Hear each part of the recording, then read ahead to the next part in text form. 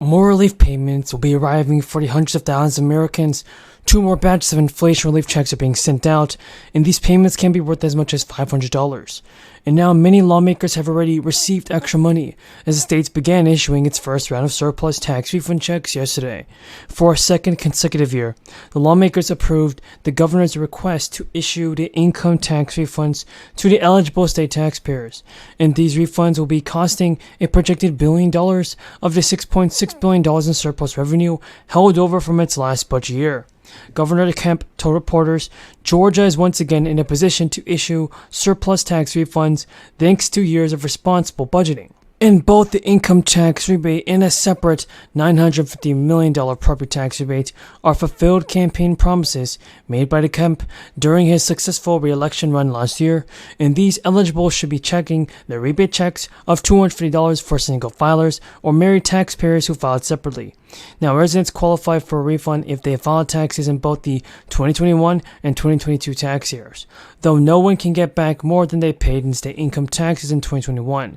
Eligible recipients will be sent a check or have funds directly deposited. Those without tax liability, including the retirees who don't owe any state income taxes, won't get the money as well. And state taxpayers who were claimed as dependent and had a tax liability in 2021 also are eligible for the refund. Since the last of the 3 federal stimulus checks are distributed, many states have been using surpluses to issue tax rebates, relief checks, or stimulus payments to their residents just to aid in the fight against inflation. Georgia residents can review the status of the refund online 2 or 3 weeks after filing their tax return. Residents in another state could be in line for rebates worth as much as $900. This week, Joe Manchin introduced his last measure to speed permitting of both fossil fuel and renewable energy projects, as he tries to win support from both parties after bills have failed many times last year. And the Building American Energy Security Act would set a limit of 2 years on environmental reviews of major federal energy projects and 1 year for smaller ones, and reduce the court delays for overall energy projects and direct the president to designate at least 25 high-level energy projects and prioritize the permitting. So, Senator Manchin has said that in a release, there is overwhelmingly bipartisan recognition that our current permitting processes are not working, and equally bipartisan support for addressing it through comprehensive permitting reform legislation. The bill also calls for completion of the Midstream Corp Mountain Valley Pipeline that would run through Senator Manchin's Virginia state. And environmental groups and some of Manchin's fellow Democratic lawmakers had slammed his previous permitting measures as handouts to fossil fuel companies, which contributed to last year's failures.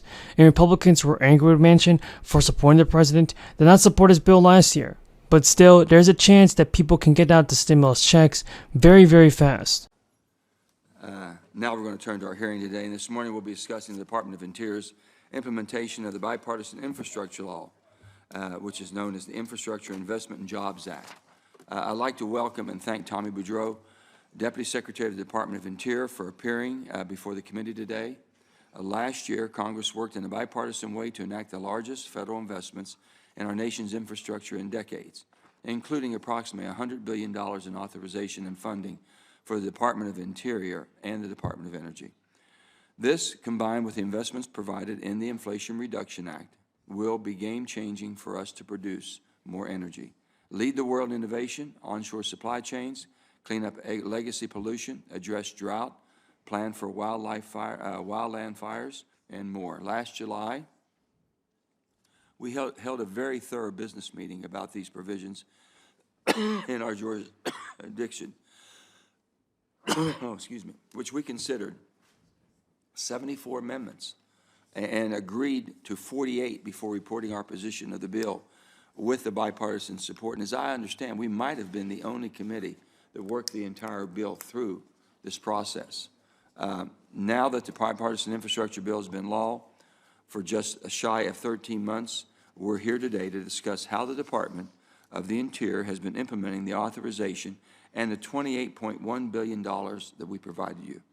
I am especially proud that $16 billion of that funding will be specifically helped to address an issue very important to my home state of West Virginia, the reclamation of abandoned coal mine lands and the plugging of orphan wells. Over $1.2 billion has already gone out the door to carry out that work. Working together with Interior, states are investing in projects to document and plug orphan wells. They close dangerous mine shafts, reclaim unstable slopes, restore water supplies, and clean streams by treating acid mine drainage, all while providing local jobs in those communities. Coal communities in West Virginia and across the country are proud to have powered our nation for decades. The Internal Revenue Service is sending more money to some people shorted in their original stimulus payments. The so-called plus-up payments are going to people whose 2020 tax returns show that they are owed more money.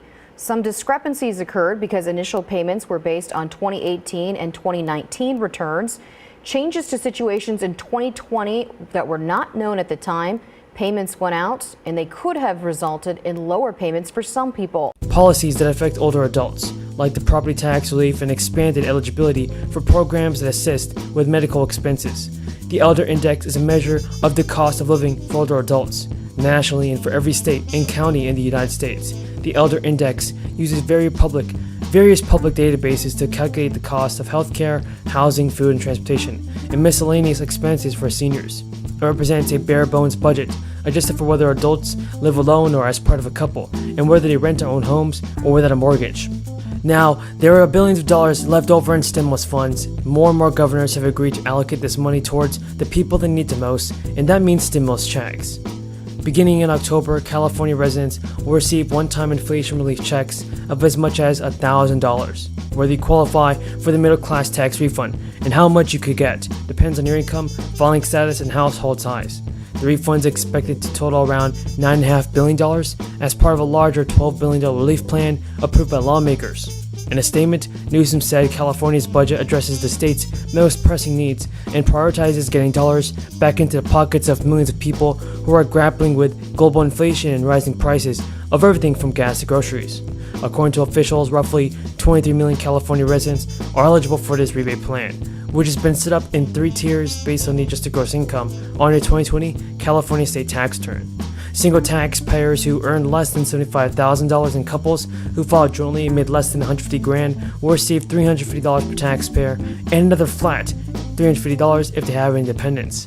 So a married couple with children, therefore, could receive as much as $1,000. This is the largest tax bracket, representing about 80% of recipients.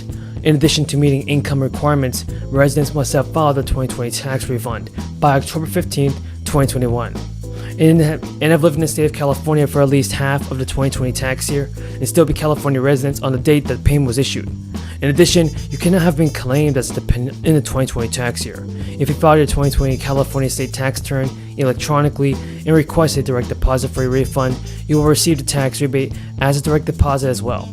In addition to the tax rebate, the state is increasing the funding for several programs, including SSI, SSDI, and the state supplementary payment, which assists more than